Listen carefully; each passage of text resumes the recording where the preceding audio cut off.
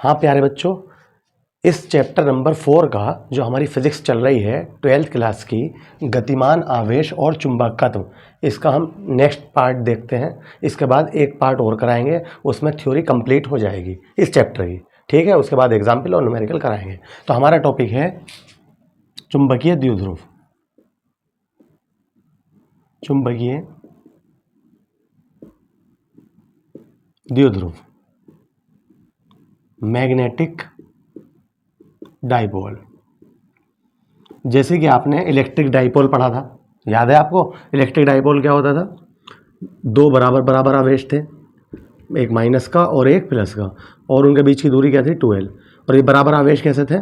बराबर मतलब अगर ये भी 5 कूलम है तो ये भी 5 कूलम है, लेकिन कैसे होने चाहिए? अपोजिट होने चाहिए, एक माइनस और एक प्लस होना चाहिए, और उनके बीच की दूरी बहुत छोटी होनी चाहिए। अल्प है, अल्प मतलब बहुत छोटी, माइक्रो में। तो इस प्रकार सिस्टम को क्या कहते थे हम? वैद्युत द्विध्रुव। इसी टाइप से आता है चुंबकीय द्विध्रुव। तो इसमें भी ऐसी होगा। अब इसमें एक बात ये हो सकती है, वहाँ पर तो आवेश अलग अलग भी हो सकते थे। मान लो ये पॉजिटिव है, ये निगेटिव है, ठीक है, लो भाई बन गया वैद्युत द्विध्रुव। लेकिन चुंबक में ज़रूरी नहीं कि हम दो चुंबक ही लें, एक N और एक S, एक N एक S। तो अब ये चुंबकीय द्विध्रुव नहीं बना, बस इतने पास रख देना कि भाई आपस में चिपके ना, ठीक है। अब तुम कहोगे कि सर हर एक चुंबक में N और S तो होता ही है, तो ज़रूरी है कि अलग अलग चुंबक लें। तो मैं कहूँगा बिल्कुल सही बात है, यहाँ पे तो हमें अलग अलग लेना ही पड़ा था, ठीक है। तो क्या करा था हमने? क्या कर सकते हैं इसके लिए? तुम ये भी कह सकते हो सर एक N ले लें और S ले लें, और इनके बीच की दूरी अल्प ले लें हम, और ले हम 2L ही। तो क्या ये चुंबकीय द्विध्रुव नहीं बन सकता? मैं कहूँगा बिल्कुल बन सकता है।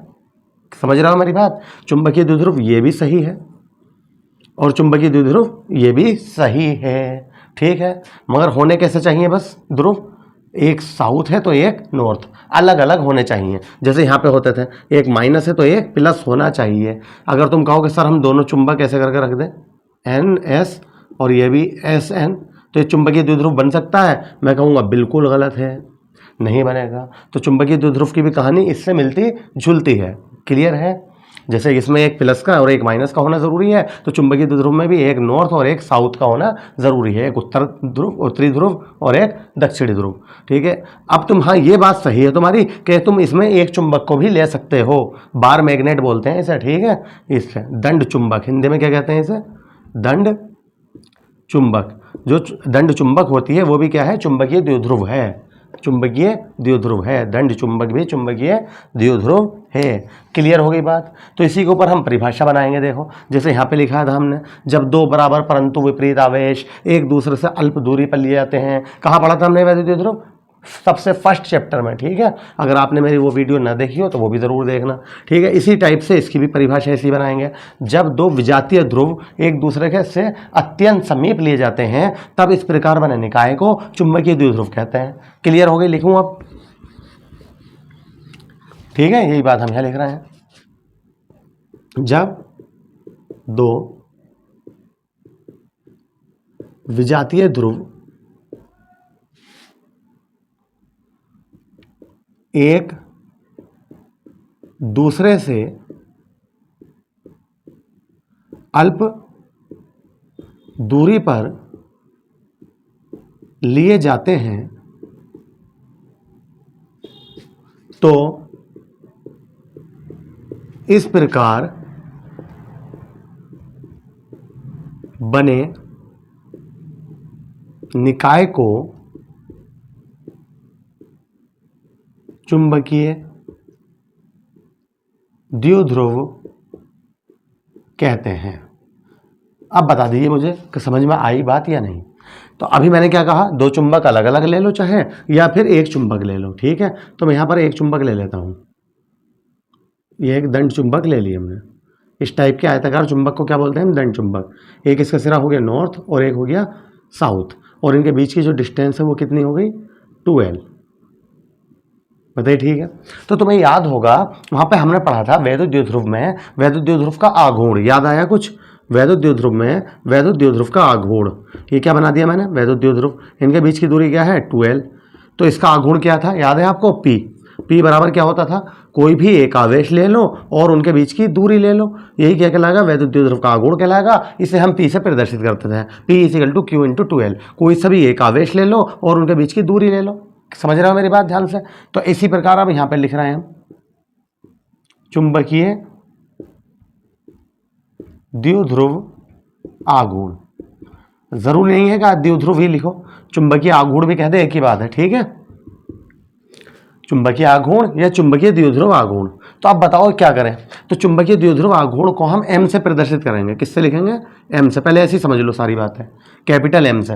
अब मैंने क्या कहा वहाँ पे, फिर दोबारा ध्यान से, इससे समझा रहा हूँ मैं, सब कुछ समझना ध्यान से, कि इसमें से हमने कोई एक आवेश ले लिया था और उनके बीच की दूरी ले ली थी। अब तुम यहाँ पे कहोगे सर इनमें से कोई सा भी एक ध्रुव ले लो, N ले लो या फिर S ले लो, N ले लो या फिर S ले लो और उनके बीच की दूरी ले लो। तो एक बात बताइए मुझे, यहाँ पे तो आवेश बराबर बराबर थे, ये भी Q ये भी Q, तो एक आवेश ले लिया हमने, दोनों आवेशों के बीच की दूरी ले ली। अब कोई बच्चा तो N लिखेगा और इंटू 2L, और कोई बच्चा यहाँ S भी लिख सकता है इंटू 2L। तो अजीब सा ना लग गया फॉर्मूला, सभी बच्चों का अलग अलग हो गया। बताओ बात समझ में आ रही है क्या कहना चाह रहा हूँ मैं? ठीक है, कि यहाँ पर दो आवेश होते थे, उनमें से कोई सा भी एक आवेश ले लेते थे, उनके बीच की दूरी, बात खत्म हो गई। लेकिन यहाँ पर जो दो ध्रुव हैं वो तो अलग अलग हैं बिल्कुल, एक नॉर्थ है तो दूसरा क्या है, साउथ है। अब N लोगे या S लोगे? तो यहाँ पर साइंटिस्ट ने ये किया कि एक काम करो, ना तो N लो ना S लो, पता क्या ले लो, पोल स्ट्रेंथ M ले लो, इसके भी M और इसकी भी पोल स्ट्रेंथ M। ये जो इसका पोल होता है उसके अंदर कोई स्ट्रेंथ भी तो होती है, सबसे ज़्यादा जो चुंबकत्व आता है वो सिरों पर ही आता है, ठीक है। तो उन्होंने कहा पोल स्ट्रेंथ, पोल मतलब ध्रुव, स्ट्रेंथ मतलब मजबूती, ठीक है, वो क्या ले लो, M मान लो, तो वो ले लीजिए। तो अब यही वाली बात पहले हम यहाँ पे लिख रहे हैं, ठीक है। चुंबकीय आघूर्ण उसके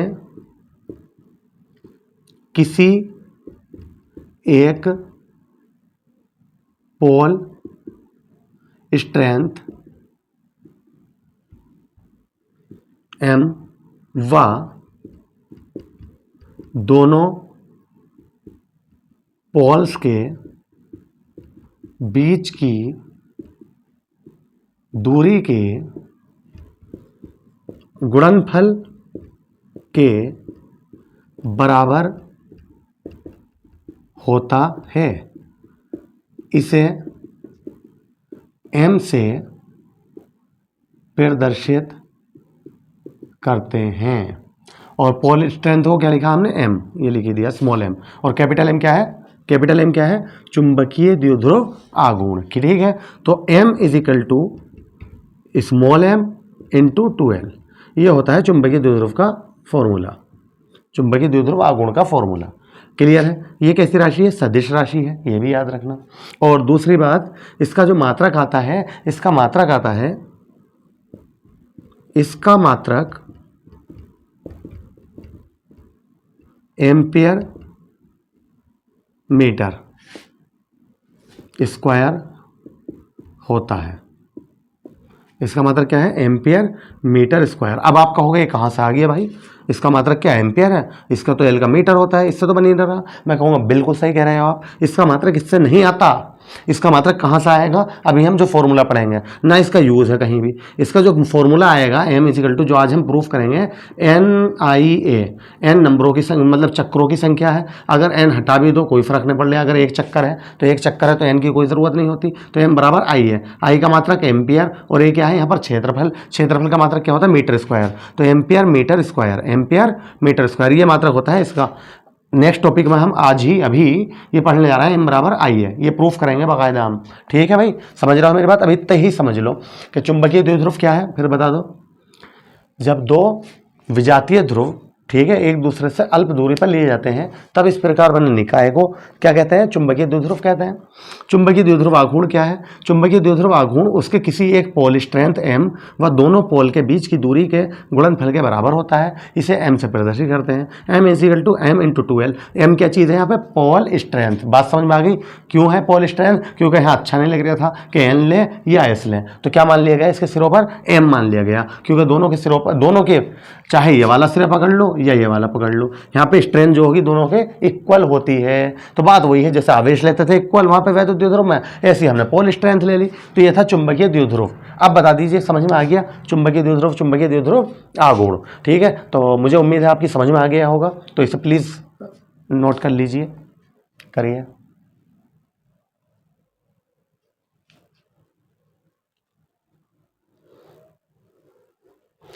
ठीक है, तो शुरू करते हैं नेक्स्ट टॉपिक।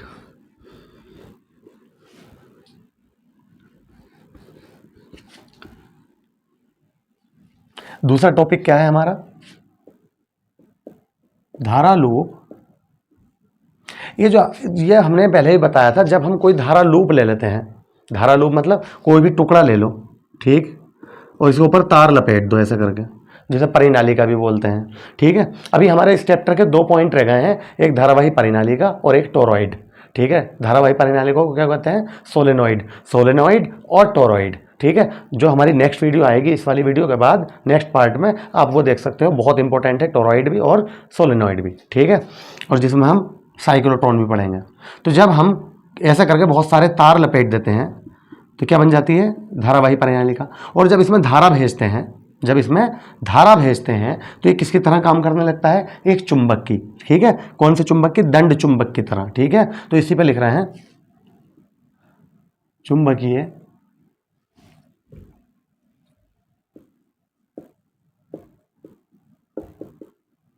द्विध्रुव के रूप में।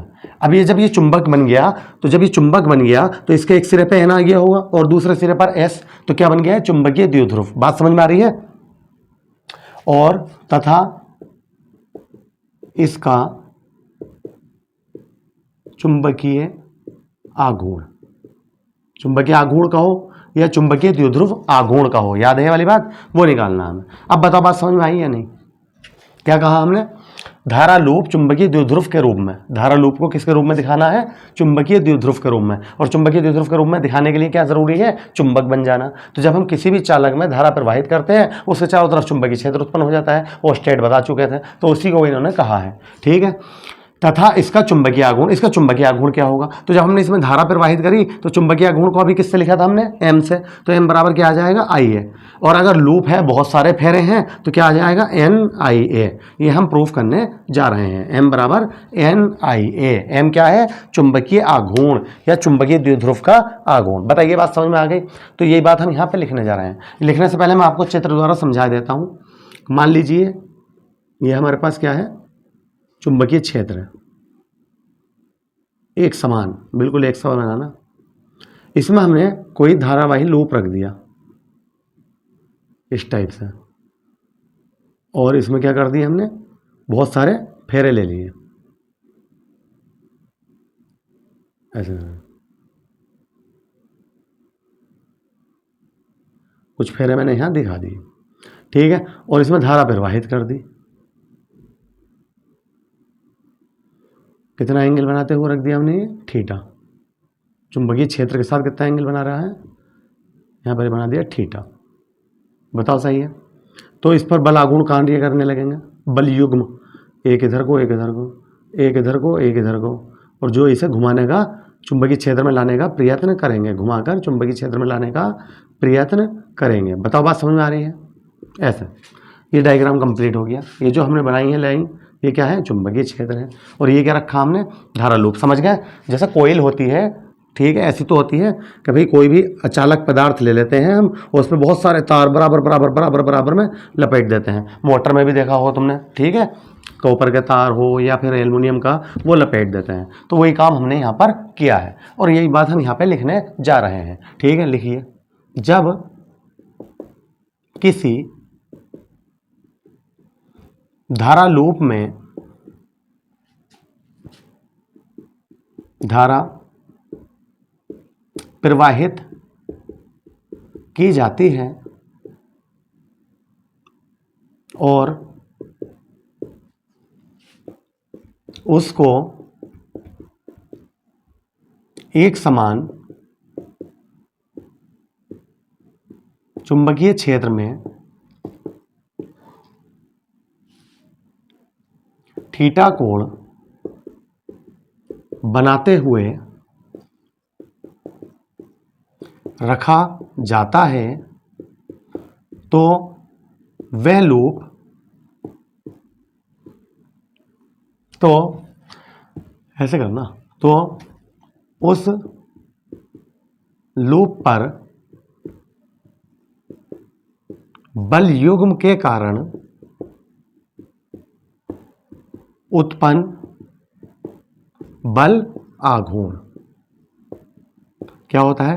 To is equal to NIAB sine theta. अब ये मत कहना हमने प्रूफ नहीं करा है, प्रूफ करा चुके हैं हम अपनी पिछली वीडियो में, ठीक है, वो ज़रूर देख लेना। जब हमने कोई भी लूप किसी चुंबकीय क्षेत्र में रखा था तो उस पर बलाघूर्ण जो लगा था NIAB साइन थीटा, जहाँ N लूप में फेरों की संख्या है, ये जो दिख रहा है तुम्हें बहुत सारे फेरे, I क्या है जो इसमें धारा प्रवाहित की है, A क्या है इसका क्षेत्रफल है, B चुंबकीय क्षेत्र है, थीटा क्या है जो हमने एंगल बनाते हुए रखा है। यहाँ तक बताइए, बात समझ में आई? ठीक है, अब ध्यान से सुनना, यह लूप एक चुंबकीय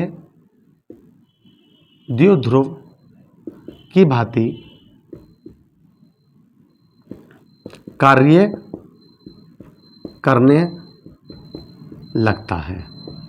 क्यों करने लगता है? क्योंकि हम पढ़ चुके हैं कि जब किसी भी चालक में धारा प्रवाहित की जाती है तो उसके चारों ओर चुंबकीय क्षेत्र उत्पन्न हो जाता है। तो ये लूप पूरे के पूरा कैसा बन गया? चुंबक की तरह काम करने लगा। और जब चुंबक की तरह काम करने लगा तो इसके अंदर क्या होगा? चुंबकीय द्विध्रुव आघूर्ण भी होगा। यह है ना धारा लूप चुंबकीय द्विध्रुव के रूप में, तो ये बात तो हमने लिख दी। फिर क्या कहा था उसने? तथा इसका चुंबकीय आघूर्ण, चुंबकीय आघूर्ण क्या होता है? M। वो कैसे निकालें? तो उसे निकालने का सिर्फ एक ही तरीका है। तो मैं वैद्युत द्विध्रुव जो मैंने बार बार समझा रहा था उसका रीजन भी यही था तुम्हें समझाने का कि वैद्युत द्विध्रुव पर पहुंच जाइए। वैद्युत द्विध्रुव का आघूर्ण आपने क्या निकाला था बताओगे? तो वैद्युत द्विध्रुव का आघूर्ण आपने निकाला था tau is equal to PE sine theta. वैद्युत द्विध्रुव को जब हमने एक समान वैद्युत क्षेत्र में रखा था तो फॉर्मूला ये तो आया था बल आघूर्ण का, tau is equal to PE sine theta. क्या निकाला था आपने? बल आघूर्ण, tau is equal to PE sine theta. तो हम इससे क्या करेंगे? कंपेयर करने जा रहे हैं, ठीक है। तो ये बात यहाँ पे लिख दे रहे हैं हम, यदि ऐसे करके लिख लो, चूंकि हम जानते हैं कि वैद्युत द्विध्रुव को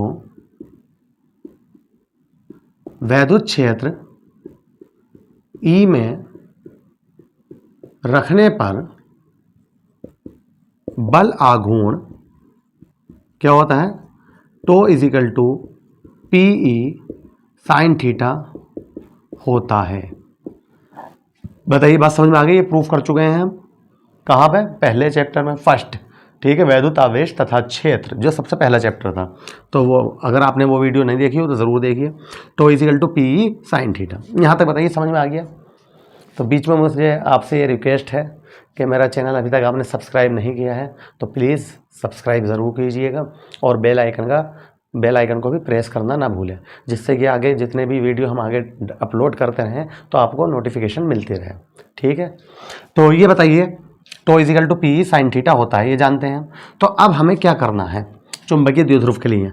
देखो, इसकी अगर हम इस इक्वेशन से तुलना करते हैं तो हमें क्या क्या चीज़ें एक जैसी दिख रही हैं? देखो, इधर भी बल आघूर्ण, इधर भी बल आघूर्ण, बिल्कुल सही। ये भी साइन थीटा, ये भी साइन थीटा, बिल्कुल सही। यहाँ पर वैद्युत क्षेत्र E, यहाँ पर चुंबकीय क्षेत्र भी, बिल्कुल सही। तो इसका मतलब इनके साथ में E के और साइन थीटा के साथ में जो भी चीज़ है वो क्या है? P है। और P क्या होता है? वैद्युत द्विध्रुव का आघूर्ण। तो इसका मतलब हम इस बेस पर हम ये कह सकते हैं कि B और साइन थीटा के मल्टीपल में, गुणांक में NIA जो भी है वो क्या कहलाएगा? क्या कहलाएगा? चुंबकीय आघूर्ण। समझ में आई बात?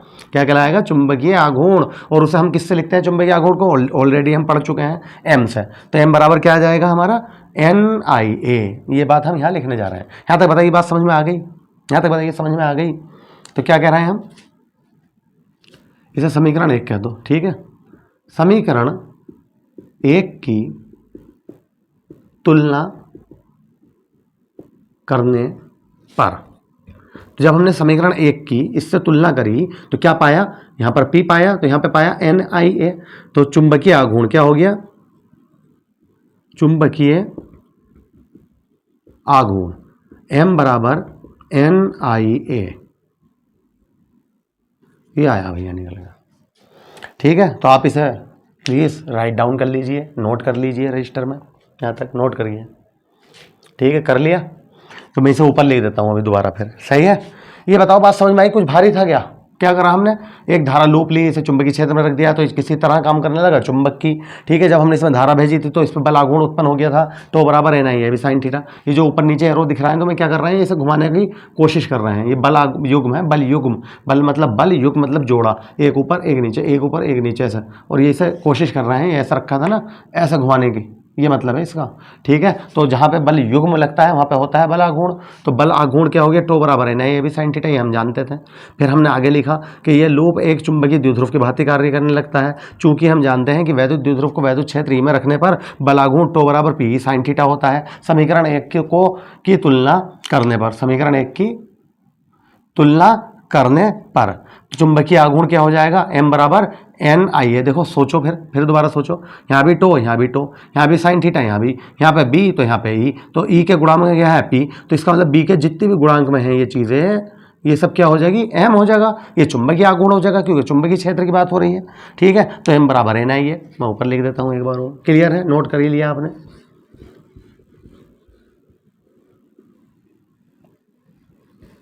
ऐसे ही पढ़ते रहिए, पूरी फिजिक्स करा देंगे हम बहुत टाइम पहले, बल्कि बोर्ड के एग्जाम से कम 3-4 महीने पहले कंप्लीट हो जाएगी दोनों फिजिक्स इंटर की। ठीक है, आपको कहीं भी कोचिंग की कोई ज़रूरत नहीं है। हाँ, तो क्या आया अभी हमारा चुंबकीय आघूर्ण? क्या कहा था हमने? चुंबकीय आघूर्ण, ये तो चैप्टर का नाम चल रहा है हमारा, NIA, यहाँ लिख देता हूँ। ठीक है, अगर N क्या है यहाँ पर? फेरों की संख्या है। यदि फेरों की संख्या ना दी हो, या ये मान लो एक फेरा दिया हो, एक चक्कर हो, तो N तो 1 हो जाएगा। ठीक है, तो ये लिख देता हूँ, यदि N बराबर 1 तो M बराबर क्या आ जाएगा? I है। तो यहाँ से आया था इसका मात्रक भाई, ये है असली फॉर्मूला जो तुम्हें याद रखने हैं। अगर फेरों की संख्या दी है तो ये है, ना दी है तो ये। ठीक है, NI है, और नहीं तो I है। तो इसका मात्रक क्या होता है? देखो, एम्पियर, और इसका क्या होता है? Metre square. तो इसका मात्रक क्या आया था? एम्पियर मीटर स्क्वायर, ये मैं ऑलरेडी लिखवा चुका हूँ। ठीक है, यहाँ तक बताइए, बात समझ में आ गई चुंबकीय आघूर्ण की? M बराबर क्या आया है? IA या NIA। क्लियर है? तो आपको ये फॉर्मूला याद रखना है, पोल स्ट्रेंथ वाला, ना भी रखोगे कोई बात नहीं है। ठीक है, इसका इस्तेमाल करेंगे हम बहुत ज़बरदस्त। टो बराबर NIA, टो बराबर NIA। क्लियर है? तो जब हमने चुंबकीय द्विध्रुव के बारे में पढ़ लिया, क्या है चुंबकीय द्विध्रुव? ये है भाई, जब भी तुम ऐसी चुंबक लाओगे मेरे पास, तो मैं उसे क्या कह दूंगा? चुंबकीय द्विध्रुव कह दूंगा। जिसके पास इनके बीच की दूरी क्या हो? बहुत छोटी हो। ठीक है, चुंबकीय द्विध्रुव कह दूंगा। तो जब चुंबकीय द्विध्रुव पढ़ लिया, तो जैसे कि हम वैद्युत क्षेत्र में, वैद्युत द्विध्रुव में क्या पढ़ चुके थे? वैद्युत द्विध्रुव की अक्षीय स्थिति पर भी और निरक्षीय स्थिति पर भी हम वैद्युत क्षेत्र की तीव्रता निकाल चुके थे। याद है आपको? बहुत बहुत बहुत ज़्यादा इंपॉर्टेंट, अक्षीय स्थिति पर, निरक्षीय स्थिति पर। इसी टाइप से यहाँ भी आता है कि चुंबकीय द्विध्रुव की अक्षीय स्थिति पर चुंबकीय क्षेत्र की तीव्रता बताइए, मतलब B बताइए, और निरक्षीय स्थिति पर क्या बताइए? चुंबकीय क्षेत्र की तीव्रता बताइए, यानी कि B बताइए। लेकिन यहाँ पे प्रूफ नहीं करना, कभी तुम फिर घबरा जाओ, यार यहाँ भी इतना बड़ा पॉइंट प्रूफ करेंगे। ठीक है, तो हमारे सिलेबस में सिर्फ इसमें न्यूमेरिकल के टाइप आ जाता है, या कुछ पूछ लेता है एक आध नंबर का, तो उसी के हिसाब से हम कराने जा रहे हैं। हमारा नेक्स्ट टॉपिक क्या है? तीसरा मान लो इसे आज का, है ना, चुंबकीय द्विध्रुव की अक्षीय स्थिति पर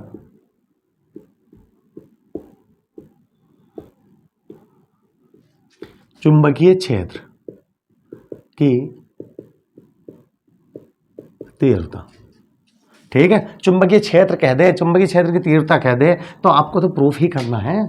आपको क्या करना है? देखिए, करते हैं। तो इसके लिए हमें क्या पता होना चाहिए? चुंबकीय द्विध्रुव, लो ले लिया, लो भैया, N और S ले लिया।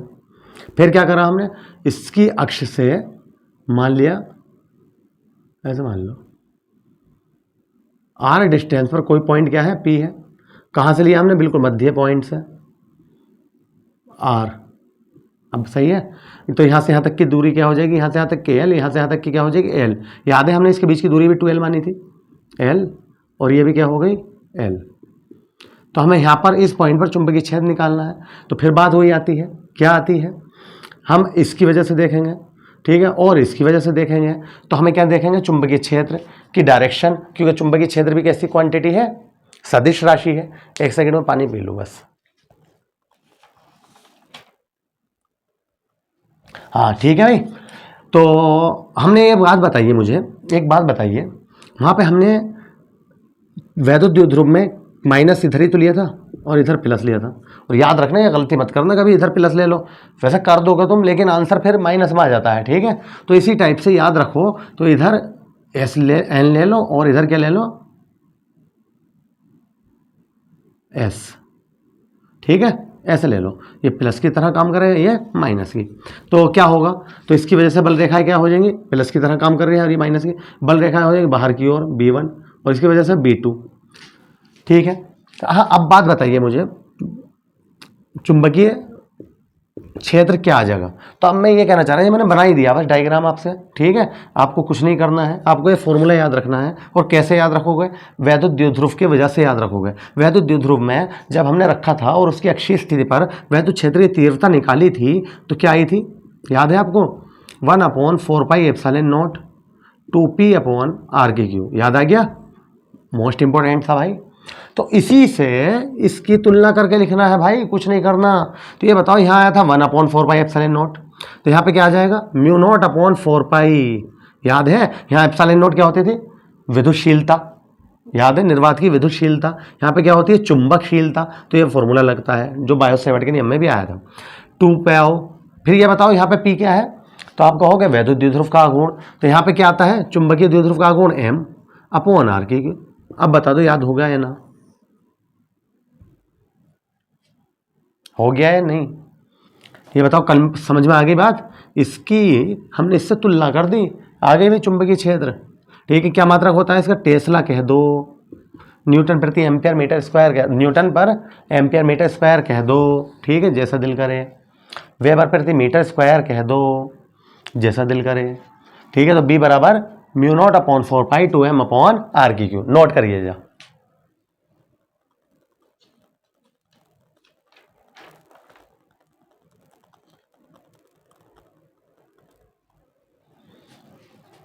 कर लिया।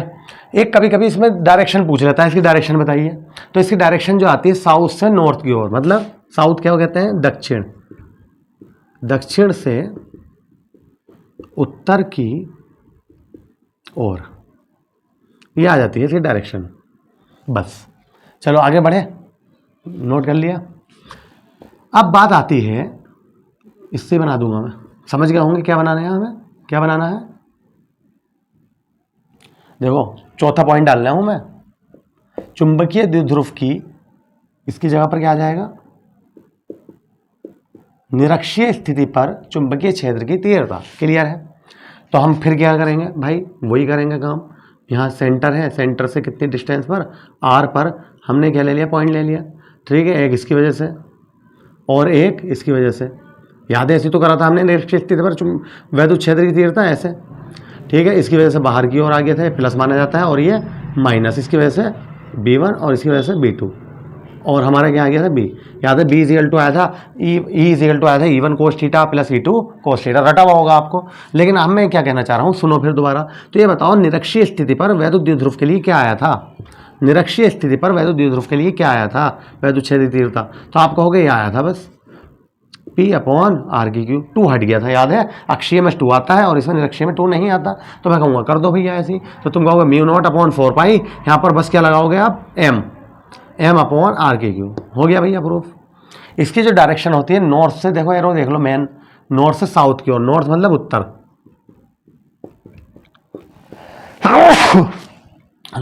सॉरी, उत्तर से